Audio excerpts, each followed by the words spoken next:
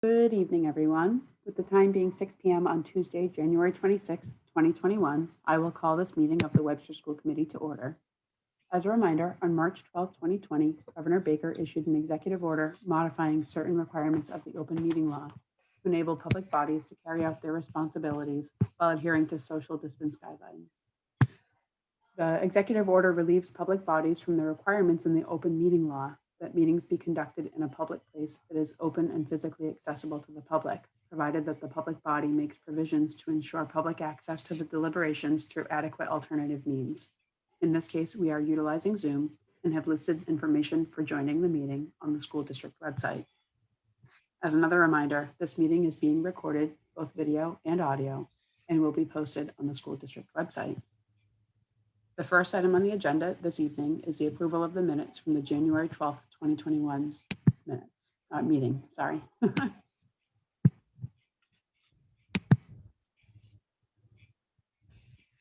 Is there a motion to approve the minutes from the January 12th meeting? So moved. Second. There's a motion and a second. Lori, would you poll the committee, please? Member Blythe? Yes. Member Naprata? Yes. Member Millette? Yes. Chair Siddiqui? Same. The next item on the agenda is the superintendent's report. Good evening, Dr. Gogan. Good evening, everyone. It's nice to see everyone's faces. I hope everyone's doing well. And if they had to drive tonight, that they drove slow. I will start with a personnel update. I'd like to let you know that we have had some new hires. Joanne Lembenberger will be a paraprofessional over at Webster Middle School, and she will start on February 8th. Ursula Zadrock is also another paraprofessional who's going to be starting at Webster Middle School on February 3rd. And Rebecca Wilson is a paraprofessional that's been hired over at Bartlett High School, and she'll be starting soon. I don't have her exact date. We have received a resignation from Tara Berry. She's a paraprofessional over at Park Avenue. And we do have some miscellaneous paraprofessional positions open. And we are looking for a speech and language pathologist and lunchroom monitors. If anyone is interested who's watching in being a lunchroom monitor, we ask that they reach out to Mrs. Parmley over at Park Avenue School. I have put in your packet the Southern Worcester County second quarter report for your review. Just as a brief update, we do have 12 students over in their programming. We have a new executive director over there, Arnold Lundwall. He's doing some very good things. Like many schools right now, the collaboratives are faced with a decreased enrollment. And so they're working at looking at their anticipated deficits for the end of the year. But unlike us, collaboratives have a surplus fund, so they can draw on that. Mrs. Barris and I will be meeting with Mr. Lundwall to have some more detailed conversations about his vision for the collaborative as a new leader. Any questions on that?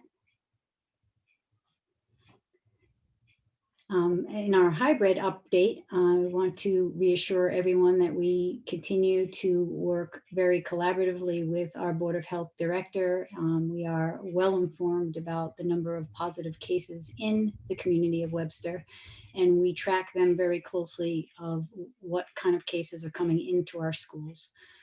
Just before the meeting, I updated the school committee's packet with this week's COVID data dashboard. We find that these are pretty helpful. And just as in a quick synopsis, this past week, we had 6 positive cases in our schools. And we work very collaboratively with the Board of Health Director, and we are, when necessary, in contact with the DPH. Any questions about that?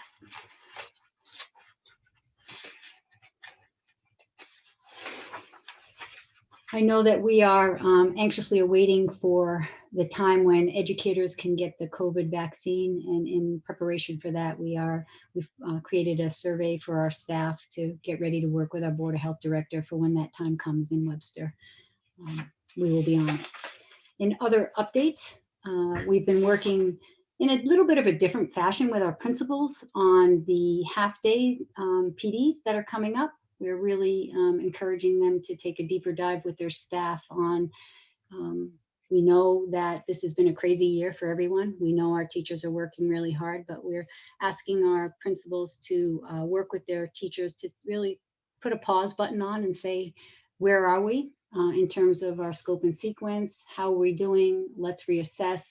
Let's take a look at the goals that we realistically can accomplish between now and the end of the year. And the principals are doing that, and we are working to support them. We are also in the process of looking at next year and our calendar. As you know, and we'll talk about that when we do the budget, we've planned for a full coming back to school. We've put together a draft calendar for next year. Although it doesn't require the teachers union to agree to it, I've been working very collaboratively with our union since I've come, and I like to share the calendar for their feedback. So we're in the process of doing that before we bring it forward to the school committee. And we've been pretty busy. We're going to talk a little bit about that, our educational visioning and the Bartlett High School project. I'll save what I have to say under that report, but we've been very busy with that, and we're excited to share what's going on with that. As always, we're trying to develop new partnerships and ensure that all of our students are safe and are engaged in their learning, whether that's remote or hybrid. And we have just begun some meetings with DCF supervisors with the principals in an effort to make sure that everyone is working together to help students who may need extra additional supports. And we've already had one meeting, and we're meeting again tomorrow to follow up on what we can do together to help our families. I'm pleased to let you know that Dr. Mackay and Mrs. Margarita Nieves and Mrs. Barris facilitated a very well-attended second language learner EL program, virtual informational night. They talked a little bit about our ELL programming and access testing and what is to be expected. Dr. Mackay, you're on here. Do you want to say a few words about that well-attended meeting? Sure, thank you. We are in the process of access testing, which is required for all students who are identified as ELs or all students that have opted out, or I should say and, not or. And testing has begun at Park Ave, and today began at Webster Middle School and is beginning the week of February 5th at Bartlett. And so we wanted to provide families with this information. I know that families are having some questions about, you know, I'm remote, how do I do access testing? The state has required that all access testing be done in person and in schools. So the schools are developing protocols to bring in the remote students by appointment to do their access testing at some point. So they are developing those schedules and protocols right now, and we're focusing on the in-school students first. Our goal is to have access testing completed prior to the onset of any additional tests like MCAS that might happen in the spring. Mrs. Barris, do you have anything to add to that? I know it was a very well-attended meeting, which is a good sign that we're engaging our families. I don't really have too much more to add. I think Dr. Mackay covered, you know, the basis pretty well, but it was a really nicely attended meeting, and it was really great to see a lot of our students on with their parents. There was a lot of great questions asked, and we had Mrs. Nieves served as an interpreter for the night too, so it was really helpful. And Dr. Mackay got to see a lot of her old students, so it was, you know, I'm sure a thrill. But you know, I think that the program is really taking shape now. We've done a lot of work over the last 3 years, you know, to do some great training with our ELL teachers and to develop our standard operating procedures. And it's really nice to see it all kind of coming together. And, I'm excited for, for the program and for the future.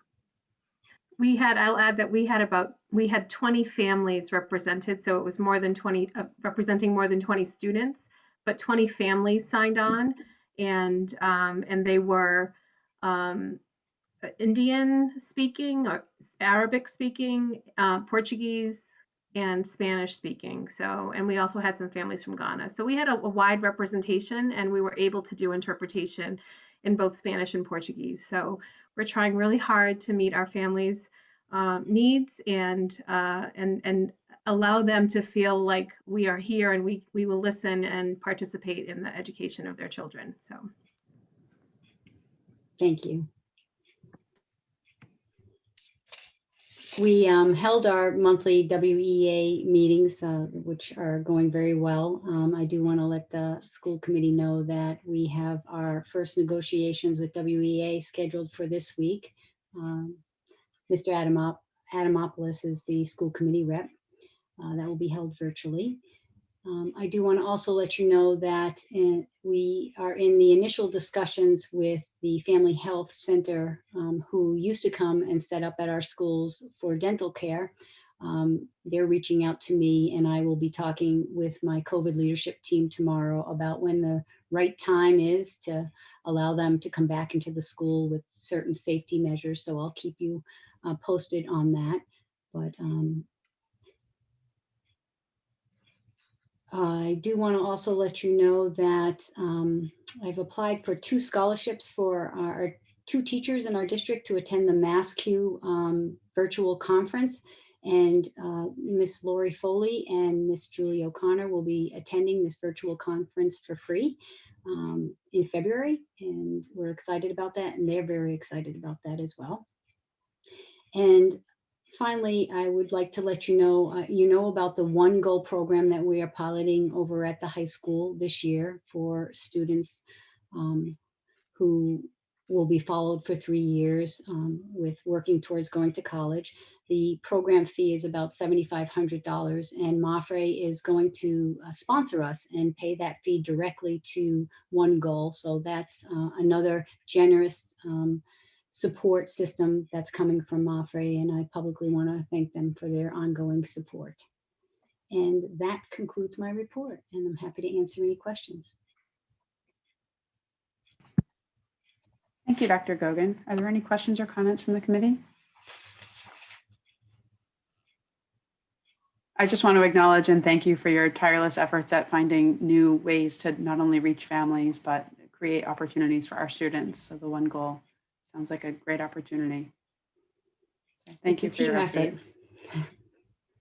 Yeah, the thank you, yeah, for you and certainly for the whole team, for sure. If there are no further questions or comments, the next item on the agenda this evening is the business manager's report. Good evening, Mrs. Perangeli. Good evening. Thank you. First item on the agenda is the building committee update. I'm going to let Dr. Gogan do most of the talking as we, once we get through this a little bit. We did meet as a committee on January 21st. These are going to be regularly happening meetings now once a month. Our goal is to meet the Thursday before your last school committee meeting of the month. So we'll be meeting the 3rd Thursday of the month. These have all been virtual meetings. Typically it's our OPM, the building committee, our architects, and then anybody else who needs to be there for any additional comments or inputs about the project. At the meeting on the 21st, we brought back the designer contract, which was approved at your last school committee meeting. So thank you for that. This gave the architects an opportunity to come and formally be introduced really had a moment to talk to the committee and talk about what the project is going to entail from now all the way through April of 2022. It's going to be quite busy, and we've got a lot on our to-do list. And what we're entering now is probably the most critical, important thing we're going to do, which is going to drive this project. And I'm going to let Dr. Gogan talk about that. Dr. Gogan, you want to talk about the educational planning that's going on? Absolutely. I do think it's the most important part of this project is the educational visioning and planning.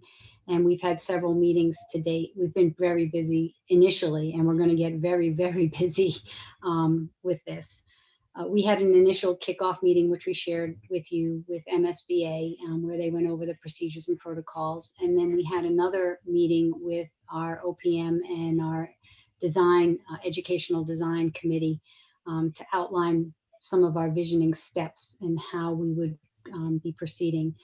We had a meeting this week with Ken Kovacs, who walked us through how the programming and the spacing design is key. So step number one, they gave us a homework assignment of taking a look at our existing programs pre-COVID and what type of space they required, and then put together what we really need. And then they're going to configure that. So we have then met as a district team to look at special education programming. And it's hard to remember pre-COVID because even though it's been a year, things have changed in our schools. Our design of our classrooms has certainly changed, and some of our needs have changed, which will impact what we end up doing in our school. The educational visioning really sets the structure for what we're going to create at the high school. And we have kind of merged two things at once. We've been looking at our curriculum and our instruction for the last 3 years. We got accepted into the MSBA project, and now we're trying to tie in innovative pathways at the high school. And all of that's coming together as we create a map of what we want the school to look like. And this process is just beginning. We're sort of doing the groundwork of what the school looked like pre-COVID. And then lots of people will be involved in what we want the school to look like. So we've put out several outreaches to Bartlett High School teachers. I put an outreach out to teachers across the district. We're looking to create a very large educational working committee that our educational consultant, David Stevens, will lead and facilitate the conversations to gather input from lots of people. And then they'll put all the pieces together like a puzzle. So what we end up deciding and what we end up presenting and getting voted on by MSBA during this phase is what we're going to have to stick to. So it's a very crucial period for us to really have a clear understanding of what our educational offerings are going to be. And that's what our space is going to look like. So it's kind of complicated. And I'm kind of skimming over the details and the different names of different packets that we have to have approved because it is kind of complicated. So any questions about that? I know that if we are doing some outreach to parents across the district and even students across the district, we are looking at engaging some of our middle school students in this group, as well as high school students. And we certainly have included our new principal, Heidi Peterson, in some of the conversations, because it's not just the high school, it's what we're building from elementary to middle to high school. And we really want input from lots of stakeholders. Very exciting. It's almost like building a school from the ground up, from curriculum to physical plant, all of it all at once. They're pretty prescribed.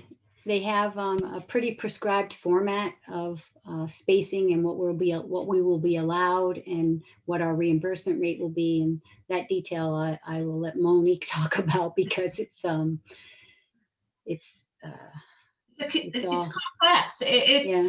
The MSBA really allows your educational space by on the number of students that your enrollment is at.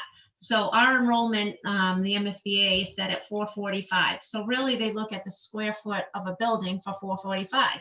We're in the position that we have a building of 186,000 square feet. Although we know our building is 186, we're probably only using maybe 155 of that square footage for educational space, right? So the MSBA is going to take a look at our enrollment and they're going to come up with a generic number of space that's allowed for reimbursement. But that space is not set in stone. There is some flexibility to that space depending on programming needs, manufacturing. You might need more space for manufacturing. So where are you going to do that? What do you got for special education programs? How much space is that going to take? So there's certain nuances to their guides that you do have a little bit of flexibility. So it's really important to really take a deep dive into your program, understand what you want, know where your focus is, and have these clear conversations with your architects as you're working through. They want to listen. They want to know what our programming is, because as they're filling out these templates, you're choosing, is it a special education classroom? Is it a regular ed? They're only allowing so much. And whatever is over that allotted space, you have to defend, or it might not be a reimbursable expense. So it's an interesting process, having been through it once. And I look forward to it again because you really learn a lot about the district. It really is great to reflect on the programming, and it's really exciting to look ahead and see what you can do. So I think one of the things that we're in a position where we do have a larger space, but we do have, and what we put in our SOI was that we were, had hopes to move our preschool over to the high school. We also have an adult education program over there, and we have a number of special education programs that we'd like to build up. So it is an exciting place to be, and it's more than just dreaming and putting together a wish list. It really has to tie to the curriculum and the instructional practices that we are aiming and the pathways that we're aiming to create. So I think the timing of the innovative pathways and the conversations that are happening at the building level with the principal and assistant principal and instructional leadership team are key. We need to have some voices from the teacher perspective, the parent perspective, the community perspective. So if anyone who's watching is interested, please reach out to me for the educational working group. I think it's going to be a fun process and an educational one for all of us. I think we're going to learn a lot about our existing programs and how to be creative. Very exciting. And if there's one observation I can make from the Park Avenue project, it's if you build it, they will come, right? I mean, we saw our enrollment numbers go way up, and we seem to have already, we're bumping into each other at Park Avenue, it seems. So hopefully we'll be able to, I don't know if there's any wiggle room to account for that eventuality of maybe enrollment going up at BHS as well, once this building is finished. We do build beautiful buildings, that's for sure. We do. And it sounds overwhelming when you sit and you just think about all the work that needs to be done. But this is what they do. This is what the architects do. They come in and we know how to build it out in chunks. Today we're dealing with this piece. Next time we're dealing with that piece. And they listen and they take all this feedback and all this information and they put it together and they come back with a nice model and then they walk you through that. So, this is what they're getting paid to do. This is their job. And it's really interesting. I enjoy the process. Thank you. Thank you for your updates too. Are there any questions or comments from the committee? No. Okay, next item is the FY20 audits. We have begun with our audits for last year. They have been in working on the single audit for the town and collecting some information. I believe they were looking at Title I this year for that. And then they've also picked up my end of year report information and will be funneling through that. So hopefully within the next month and a half, I will have a couple reports to bring back to you, but we're working through that right now. And that concludes my report for tonight, unless there's questions. Thank Any you. questions or comments from the committee? From Mrs. Perangeli? No? Okay. Hearing none, the next item on the agenda is the principal's report. Joining us this evening from Park Avenue Elementary School is Mrs. Robin Parmley. Good evening, Mrs. Parmley. Good evening. How are you? Very well, and you? I'm very well, thank you. Thank you for having me here tonight. So we've been very busy at Park Avenue, as I'm sure all the schools have been. One of the pieces that I wanted to speak to, because it was so thorough and thoroughly done, and I want to give kudos to Jill Chapdelaine and Dr. Mackay and all of the central office staff, including Michelle Budney, as far as the PD that was offered. Very high quality and very valuable, so that teachers were able to hopefully use pieces of those right away into their classrooms. So a lot of countless hours and thought and purposeful planning went into that. So I do want to say thank you. So in December, our staff were able to participate in multiple days of professional development, sorry about that.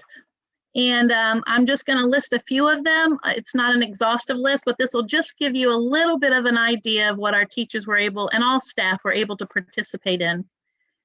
For our ELL teams, they were able to participate in ESL instructional design and delivery strategies. We had peer deck training to enhance student engagement for our remote learners. We also had Go Guardian training that did the exact same purpose. Our ABAs participated in a skills acquisition review, and that was hosted by our own district BCBAs, Lori Pinarski and Christine Apostle. We had safety care certification training. Our staff were able to access, it's a really cool site. It's not really a site, it's a virtual teaching hub, and it's called UFly. And it provides all kinds of tech tutorials to support engaging instruction. So they were able to do kind of like a scavenger hunt and really check out, and each one led to another layer. Our grade 4 team did some terrific work with math curriculum mapping with Dr. Susan Looney. Let's see here, and then we had our lead and our support teams as part of our literacy grant, working with consultant from DESE, Melissa Rice, in the science of reading in a multi-tiered system of supports. And there were several sessions that they attended for that. And we also had a Zoom trainer that talked and spoke to lesson planning. And then we had a cross-district session identifying barriers to success for our at-risk students and their families. And that was made up of our school psychologists, our adjustment counselors, team chairs, our related service providers, and our family liaisons. So a real cross-district collaboration. And then we also had utilizing iReady for ELA and math, and really looking at the data and really determining how we're doing as far as being standards aligned with our instruction and how to kind of really set course for where we're headed next. So lots of wonderful PD. And then, as Dr. Mackay said, we are in the middle of access testing. We began last week on the 20th. And right now that's currently happening for our ELL students in grades 3 and 4, as well as our kindergarten students. Now our kindergarten students, that testing is 1-to-1. So it's anywhere from 60 to 90 minutes. So there's a lot of work involved. Our students have been phenomenal, and our ELL team just worked so hard in order to really support our students in this way. Just for your information, access is a state mandated 4-domain untimed test. And typically it takes 4 to 5 weeks. However, with COVID-19, we do have an extended period all the way through May. And I believe it's our goal at Park Ave to have this accomplished in April, as Dr. Mackay said. And right now we have a very strategic schedule that our ELL teachers are testing for 2 weeks at a time, and then they're going in and instructing for a week at a time so that they're still supporting students through the process. And I know, Dr. Mackay, you spoke to our ELL information night. Is there anything else that you wanted to speak directly to as far as for Park Ave? No, I think we captured it before. It was lovely to see the faces of the children saying, Mrs. Mackay, you haven't been at Park Ave. It was great. Thank you, Dr. Mackay. And then last but not least, again, kudos to the central office staff and all the work that they've been doing to support us. One of those pieces, I believe it's the CARES Grant Act, and Dr. Mackay or Jill Chapdelaine, please correct me if I'm incorrect there, if I'm wording that correctly. But our teachers were able to kind of put down some of their wish list items in order to help support students remotely when they are at home.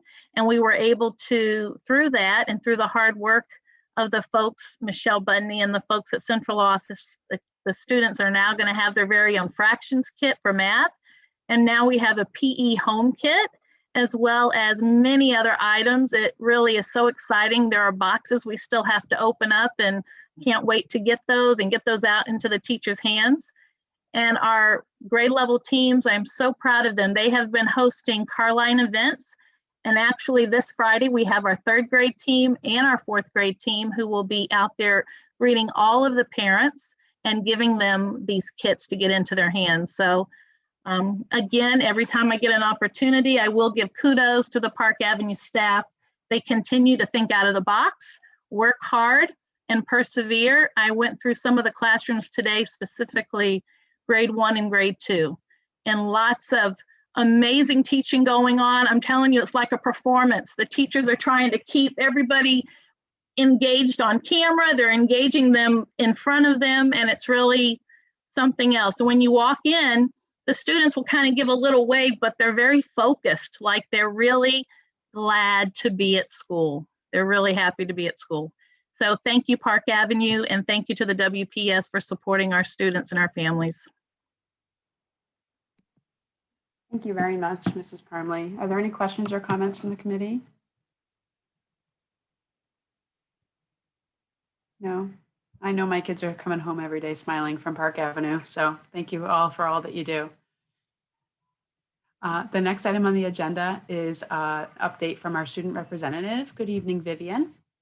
Good evening. I have a pretty brief report tonight. So the Nichols Honors Academy Zoom meeting was held on January 13th, which just went over college application processes and furthering your academic career. And the National Honor Society meeting was held on Friday, January 22nd.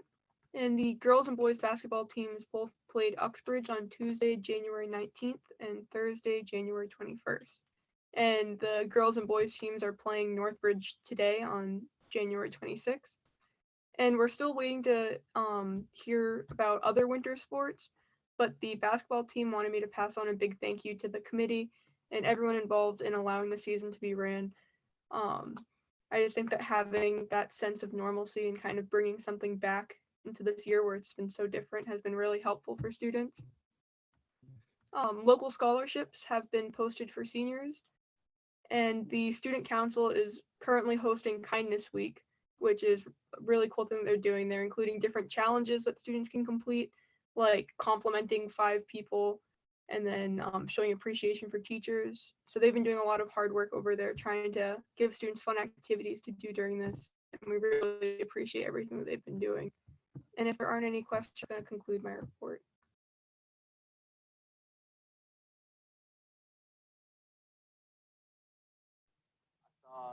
Are there any questions or comments from the committee?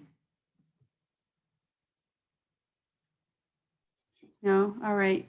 Oh, sorry, Dr. Gogan. I was on mute, I'm sorry. Vivian, I'm just Okay. wondering if you could tell us what the score is. Are you watching the game right now?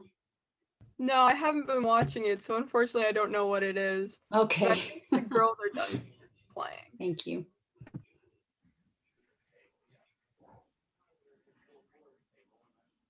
I watched it and you don't want to know the score, Dr. Gogan. It's Mrs. Canty. They lost by 20. Thank you.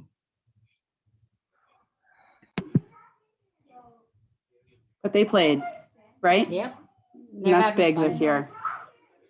They I played. know Mr. Thomas is there right now inside taking pictures, and so he will give me an update. And you know, we're glad that the kids are doing it and following all the safety rules, and things are going well.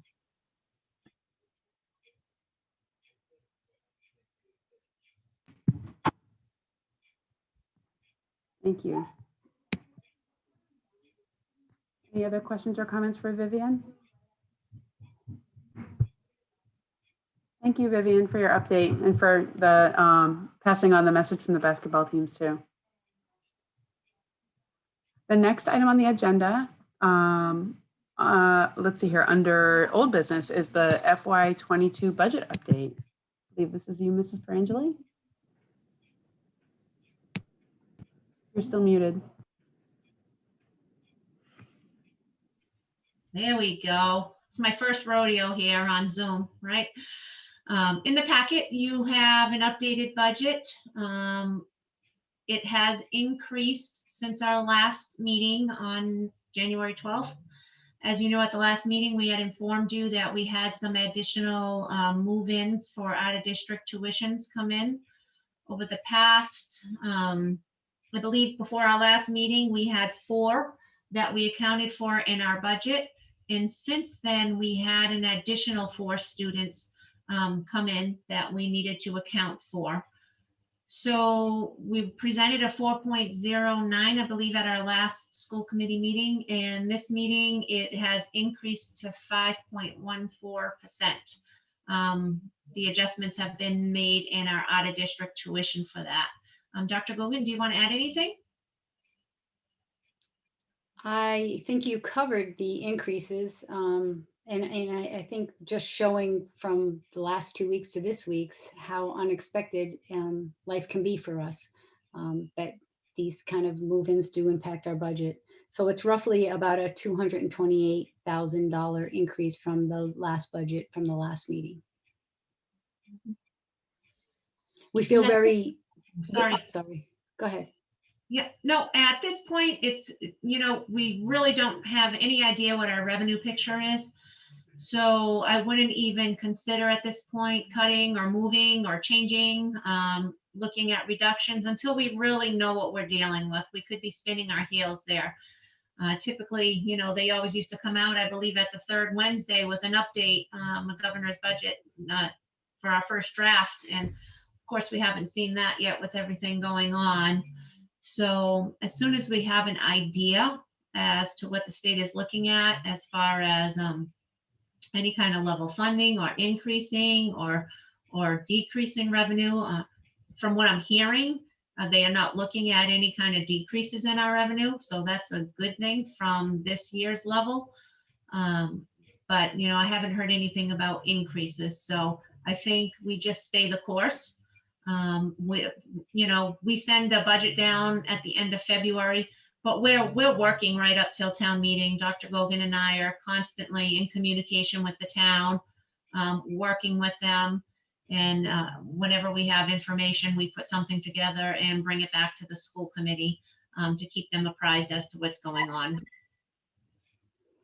I think it's important to note that our budget that we are presenting is pretty solid, and it really is going to benefit us to have additional counselors and special education staff as we go into a new year.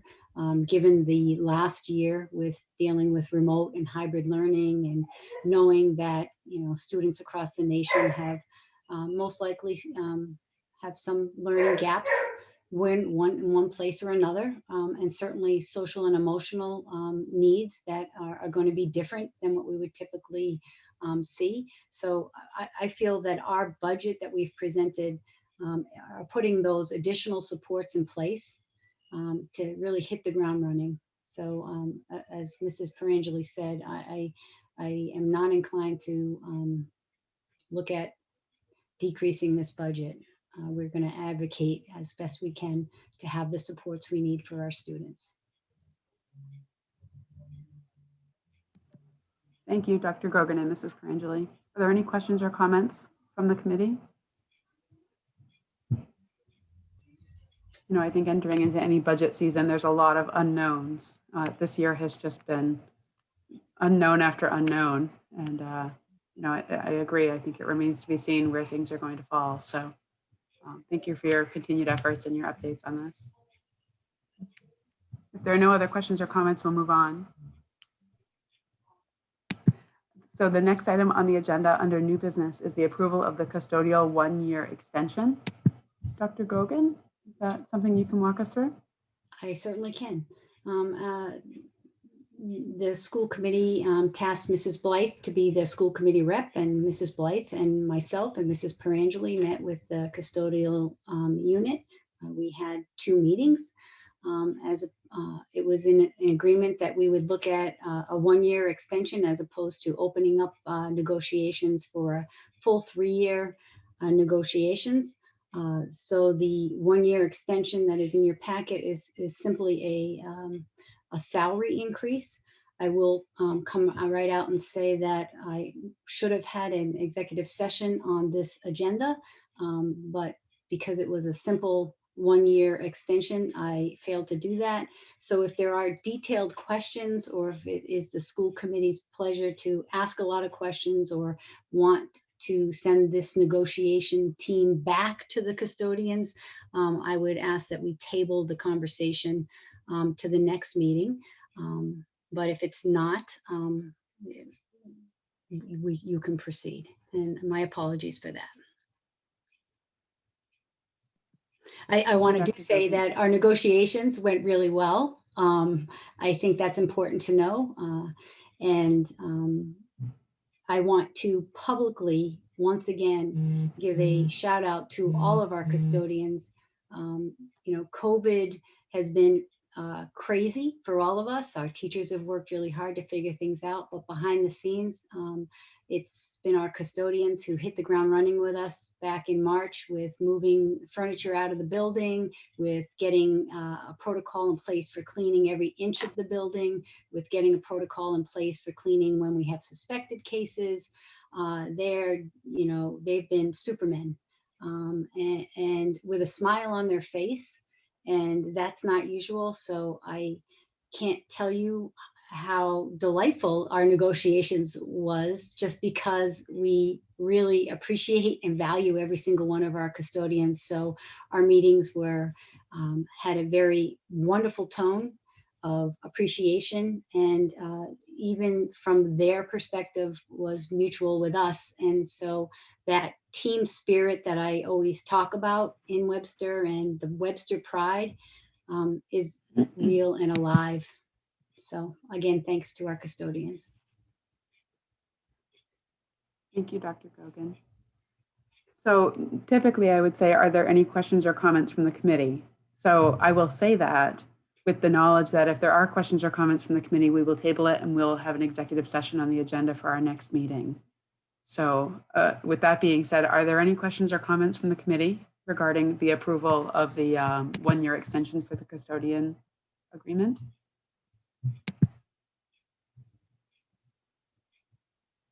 If there are no questions or comments, I'll entertain a motion to approve the agreement as presented.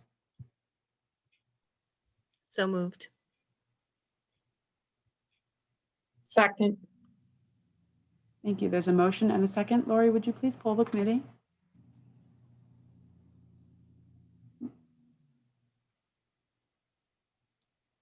Member Naprata, Yes. Member Millet, Yes. Member Blythe, Yes. Chairman Siddiqui. Yes. Motion passes unanimously.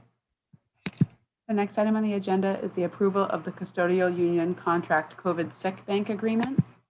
Dr. Gogan, please. Thank you. As you know from our teachers MOU, we developed a COVID sick bank early this year in anticipation of being creative with trying to support our employees should they contract COVID on the job site. People were given ample time to donate 2 sick days, and this is formalizing that with the custodial unit for this year. So it's the same exact language that we have with the teachers, and so we just have never gotten around to putting it on paper. Thank you, Dr. Gogan. Are there any questions or comments from the committee regarding this item? Hearing none, I'll entertain a motion to approve the custodial union contract COVID sick bank agreement. So moved. second, There's a motion and a second. Lori, would you please poll the committee? Member Naprata, Yes. Member Blythe, Yes. Member Millet, yes, Chair Siddiqui, Yes, the motion passes unanimously. And the next item on the agenda is the review, transfer, signing of bills, payroll, and vouchers. We have a couple of warrants attached to our packet this evening. Are there any questions or comments from the committee?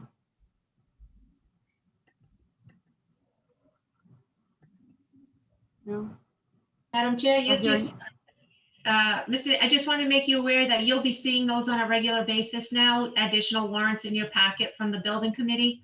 Once they're approved, that from the building committee, they're forwarded on to the school committee for their final approval. So that'll be a regular occurrence moving forward now as we work through the project. Thank you, Mrs. Perangeli. Welcome. So if there are no further comments or questions, I will entertain a motion to adjourn. So moved. Second. There's a motion and a second. Lori, would you poll the committee, please? Member Naprata, Yes. Member Blythe, Yes. Member Millet, yes. Chair Siddiqui. Yes. Thank you, everyone. Have a nice evening. Stay safe if you're Have a driving. nice evening. Good night. Aye.